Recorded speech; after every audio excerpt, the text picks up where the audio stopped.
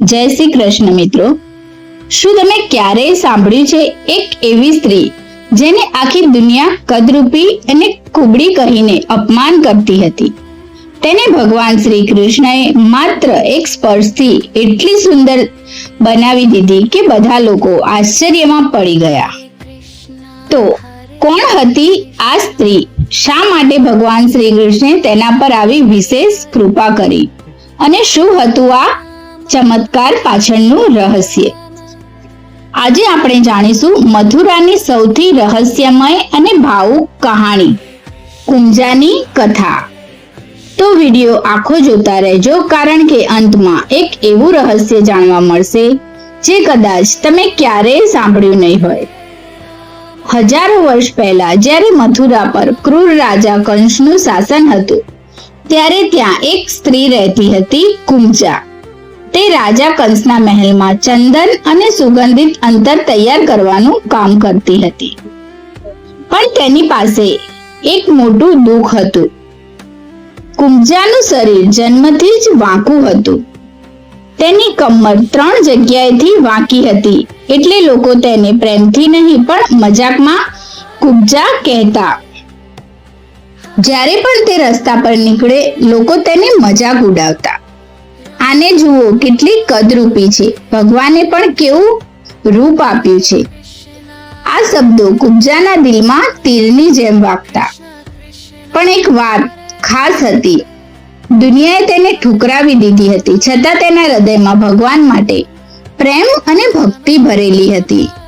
તે દરરોજ મનમાં પ્રાર્થના કરતી, હે પ્રભુ, એક દિવસ તો મને પણ પ્રેમ અને સન્માન મળશે.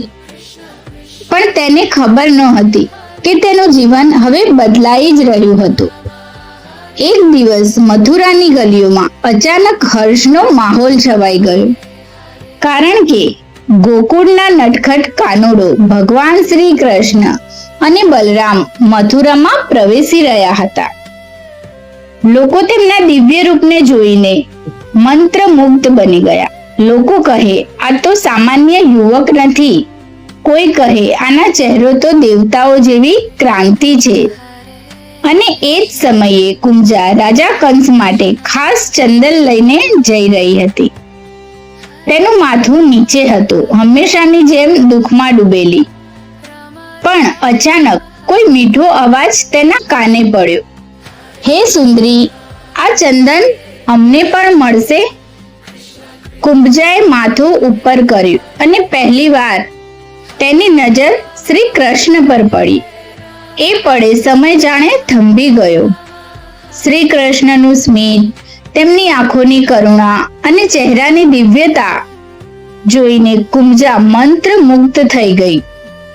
કેમ કે આ પહેલીવાર હતું જ્યારે કોઈએ તેને સુંદરી કહીને બોલાવી હતી.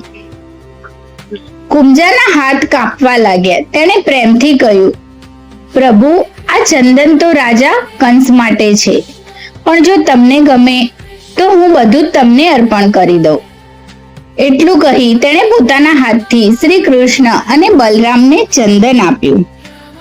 ભગવાન શ્રી કૃષ્ણ સમજી ગયા કે આ સ્ત્રી બહારથી ભલે તૂટી ગઈ હોય, પણ અંદરથી ખૂબ સુંદર છે.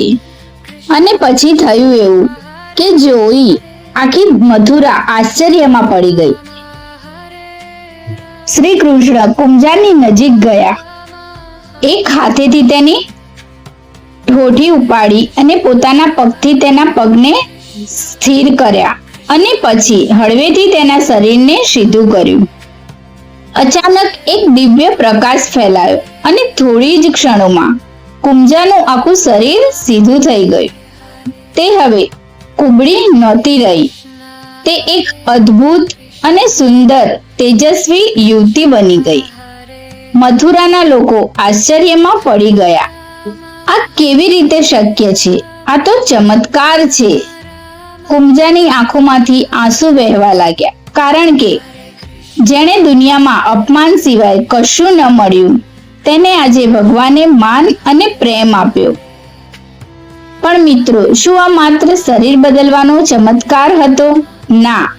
ધાર્મિક ગ્રંથો અનુસાર શ્રી કૃષ્ણે માત્ર કુંજાનું શરીર જ નહીં, પણ તેનું દુઃખ, અપમાન અને અંદરની તૂટણ પણ દૂર કરી હતી. આ કથા આપણને એક મોટો સંદેશ આપે છે. ભગવાન માટે તમારું રૂપ મહત્વનું નથી, તમારું દિલ કેટલું શુદ્ધ છે એ મહત્વનું છે. દુનિયા તમને ગમે તેટલા અપમાન આપે, જો ભક્તિ સાચી હશે તો ભગવાન એક દિવસ જરૂર તમારું જીવન બદલી દેશે. તો મિત્રો, તમને શું લાગે છે? શું કુંજા પર થયેલો આ ચમત્કાર સાચી ભક્તિનું ફળ હતું? તો કોમેન્ટમાં જરૂરથી લખજો જય શ્રી કૃષ્ણ. અને આવી જ રહસ્યમય અને ભક્તિભરી કથાઓ માટે અમારી ચેનલને સબસ્ક્રાઇબ કરવાનું ભૂલતા નહીં. ધન્યવાદ.